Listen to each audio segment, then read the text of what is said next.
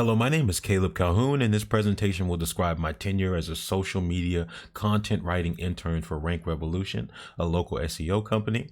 I will be graduating in the spring of 2024, this spring, with a Bachelor's of Integrative Studies. Here is my table of contents. It's not necessarily a one-to-one description of the number of slides, rather it just talks about the topics in sequential order. So first thing I'll talk about is myself and get a brief introduction to me and how I got here. I have a Bachelor's of Integrative Studies at UNT, which basically means I have 3 areas of focus in my degree: technical writing, English, and anthropology. And then I also mentioned that I run a small YouTube channel that consists of analysis discussions surrounding combat sports. I just reached over 4,000 subscribers, but I mentioned the YouTube channel because I did use it as a point of leverage in the process of me getting this opportunity with Rank Revolution, because since it's a social media oriented role, I wanted to talk about the stuff I did to build up success on my channel. And particularly, my channel uses a lot of my technical writing skills when it comes to writing scripts and communication in general. So now I'll talk about the hiring process in the company. I found the job on Indeed. Indeed is probably my favorite website for discovering opportunities and reaching out for things like internships or just jobs and looking at the market. But yeah, I reached out through Indeed and we had a conversation, and then we met up for the interview. Well, we met up on Google Meet for the interview. My verbal communication background in technical writing and social media expertise helped me secure this position. I really did. Because I think the interview was a little bit rocky, but I think ultimately she saw potential in my ability, not just to communicate verbally, but when she looked into my background and the types of scripts that I can write, the way I can take complex information and kind of distill it down into a simpler format, which is generally how I would describe technical writing. I think she realized, okay, I could be a great fit for this position. And so I work for a company called Rank Revolution, a local SEO company that primarily targets small businesses. I work for the social media department, and I mostly work alone, but I do work with my boss, and she gives me, I call her the filter. She really helps filter the type of messaging and the type of style, and she helps curate the ideas. I bring a lot of ideas to the table when I do the writing and stuff like that, but she helps steer the direction that the ship is going. And I'll talk more about the particular type of work that I do, my job duties, and the tools that I use. As far as my duties go, the first thing I did was work on competitor research to get a good understanding of the types of things, not only that competitors are posting on their social media, but also get an understanding for their style and their messaging. But even more important, and this was very much emphasized by my boss, was getting an understanding of the services they offer and do not offer. In other words, their strengths and weaknesses and our opportunities. I did a little bit of a SWOT analysis. Also, we could have a good understanding of, like I said, strengths and weaknesses, which that would allow us to gain some leverage and insight that we could use while we were promoting our services. Once I got through the competitive research at the early stages, I got to prototype some of the types of social media posts that my boss liked and disliked, and I got a good idea for the style. I would hand in documents for her to take a look at with all the social media posts on them. And the social media posts range from Instagram, Facebook, LinkedIn posts, and Twitter posts. And then I also created some scripts for some videos. The ideas of the post may vary from educational content to statistics to straight up explicit promotional content for Rank Revolution. Some stuff I may describe the importance of local SEO, or I describe elements of local SEO that people may not know about. I may differentiate between general SEO and local SEO, and I'll talk about Rank Revolution services. That involves understanding and researching a lot of statistics and listening to my boss, because she also helped explain some of our services to me, and she helped explain some of the more niche local SEO facts that I could blend in to the type of content that I was creating. The primary software I used was Canva, because it offers a vast variety of tools and templates for social media posts in particular. I try to curate the types of templates and styles that fit my boss's desires and her vision. So I kind of have like a little bank of templates and styles that I can go to that I know she's generally going to appreciate. I combine those with the ideas that I brainstormed up to create a nice visual representation of the information that I've processed and distilled down. Then I get all of the posts and captions into a Google Doc because they're easily shareable and accessible. And my boss goes into the comments and she gives recommendations and feedback along the way. And so Google Drive and Google Docs are very important to the process. Also through Google Drive, she shared some blog posts for me to look at, and I'll talk about those later on also. And then the final piece of primary software that I use is Google Meets. And that's where we meet up and we talk about what we want to do next, what we've done in the past, and just a lot of planning and discussion and feedback. And so now I'll introduce some of my work products. Firstly, I'll look at a video script, which is giving 5 tips for local SEO. It's basically a detailed guide designed to make Google business profiles more optimized. And it's approachable for small businesses. The communication to a specific audience, or the communication to a vast audience in this case, is very important. Thinking about my audience is something I had to take into account a lot more during this role. And what you'll notice in both of these products is that they aren't explicit promotions for Rank Revolutions, at least for the most part. There is a call to action at the end. I was talking to my boss about ideas on how we want to approach the type of brand that we want to build online.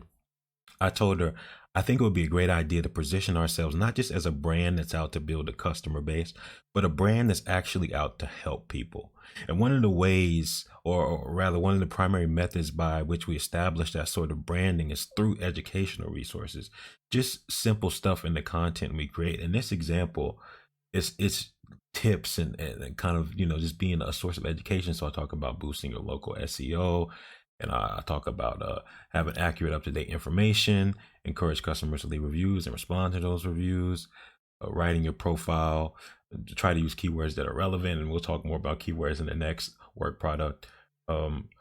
Fourth, make sure to add high quality images to your profile. So generally, I'm just giving guidelines, and that's very important for the type of brand that we want to develop.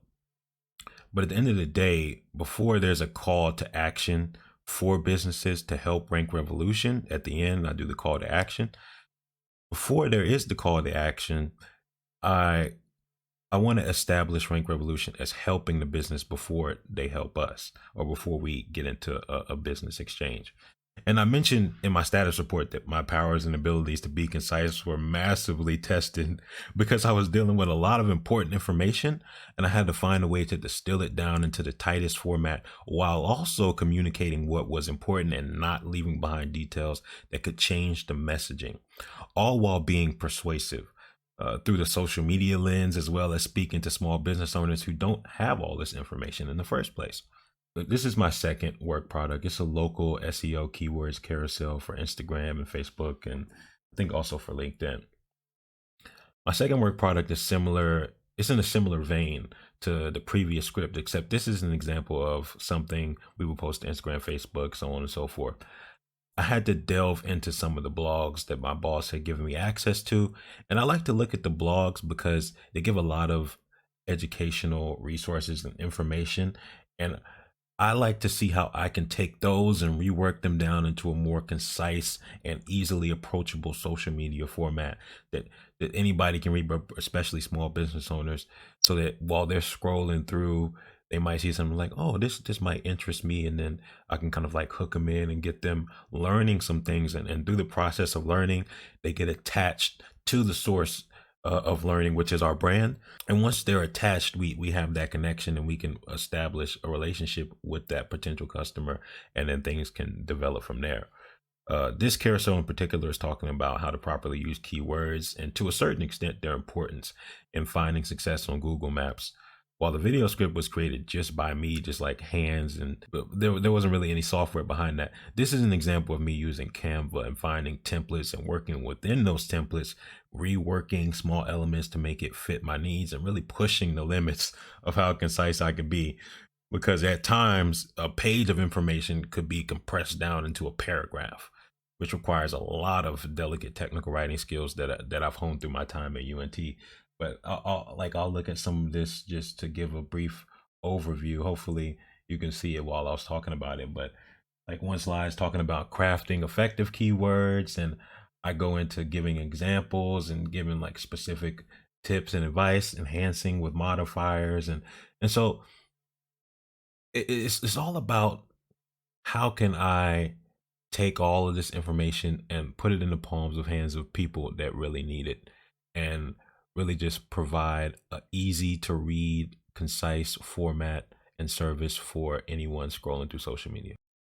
What I learned. This opportunity taught me a lot of valuable lessons. For one, I learned about the subtle and delicate blend between technical writing and professional content creation.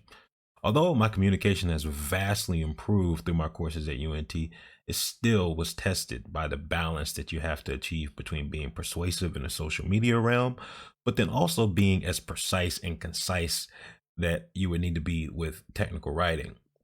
But my technical writing skills massively carried over, even more than I expected, because the type of content I was creating wasn't necessarily the first idea you would think of when you visualize social media content. It was a lot more professional, informal, and a lot more about education. And because I had to educate in a way, I had to learn in many others. So in this opportunity, I discovered the power of technical writing and how it can elevate your knowledge. Because in order to distill all this complex technical concepts and put them into a general, understandable format for a large audience, you have to understand it first. So it was a learning process for me as well, not just on the writing part, but on the learning part, and then onto the writing part. So I developed a great amount of knowledge in this field, and it further honed my technical writing tools, particularly those surrounding the ability to be concise and to be precise.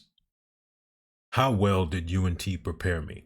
The technical writing classes I took in UNT did transfer over to my writing in this internship, particularly my advanced technical writing classes like technical editing, because they really forced me to be better and hold myself accountable when it comes to editing and grammar and syntax and just about everything, especially writing paragraphs when it comes to paragraph unity.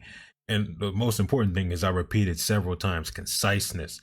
I don't think I would have gotten this position, or even if I had have found this position, I don't think I would have been as successful without the classes that UNT provided for me, because those classes provided me with a baseline set of skills that allowed me to maneuver and adapt to this new challenge. A lot of the biggest challenges during my internship came in the beginning because I was having to learn a lot about local SEO and adapt my knowledge so that I could develop my writing. During that process, I also discovered pitfalls that came with balancing formality and persuasiveness. Because on one hand, you want to be convincing with the message so that you can lead people to desire your services. But then on the other hand, you have to be professional and quite technical with the way that you speak. And sometimes those two things can be at conflict.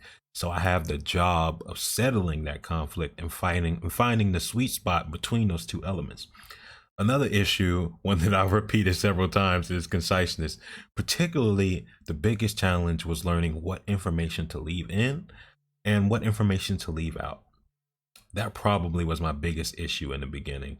I say probably, almost definitely my biggest issue in the beginning. But thanks to my boss and the feedback she gave me over and over, she really, and particularly her vision of what she wanted to see in the post, that really helped craft the way I was writing and redirect and just reshape my approach. And it was all about properly implementing the type of information that was necessary for communicating what Rank Revolution does and communicating what local SEO is, all while being precise with my language and being informative on all the right elements. And finally, this was my first time ever writing for such a large, diverse audience. So at times I could overcomplicate what that meant, but ultimately, what that means is simplicity. So the technical writing thing kind of got to my head. I was like, oh, I gotta write for this vast audience, blah, blah, blah, blah, blah.